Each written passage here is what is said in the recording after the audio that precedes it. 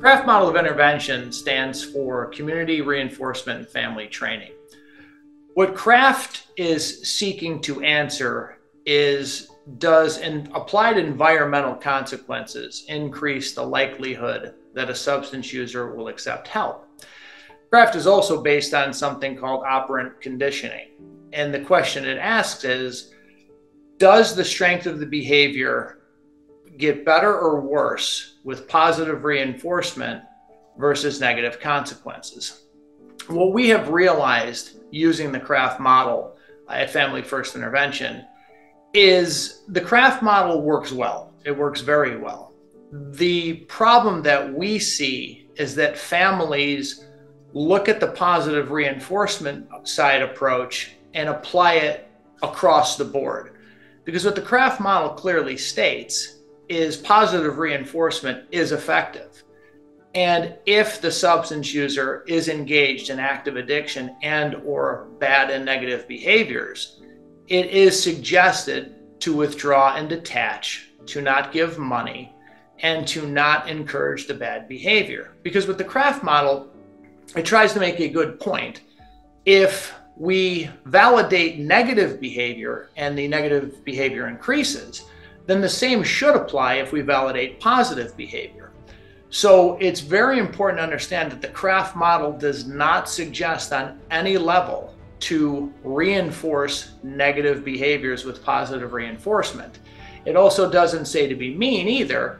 It just suggests when to apply it and when it can be effective. And what we have realized over the years is that it is very effective when people are sober and doing well. And it can even be effective if people are in the early stages of addiction. In other words, the worse the substance user is, possibly a severe diagnosis, the less effective it can be. So with all intervention instruments, the clinician and the family should determine when and how certain instruments should be applied.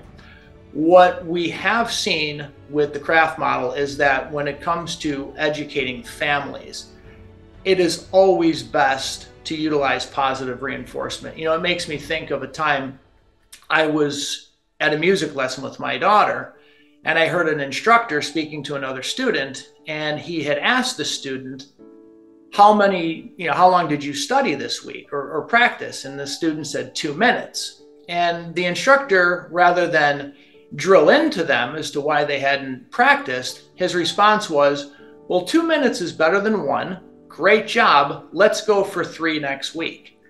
And that's probably the layest of ways I can explain CRAFT with a family. And my point is, you can always learn from mistakes, and we don't have to shame or guilt a family any more than they've already been shamed and guilted by their loved one using drugs or alcohol. And it's always important that families have gone through a lot. And that's also factored into a family being okay with boundaries and consequences when the negative behaviors and active addiction are present.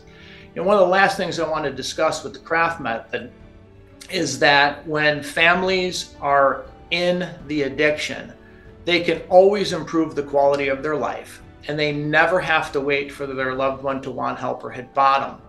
The 2 reasons interventions fail is when the wrong approach is used, when the family is not involved in the process and there's no ongoing education. At Family First Intervention, we understand the importance not to coerce people into treatment.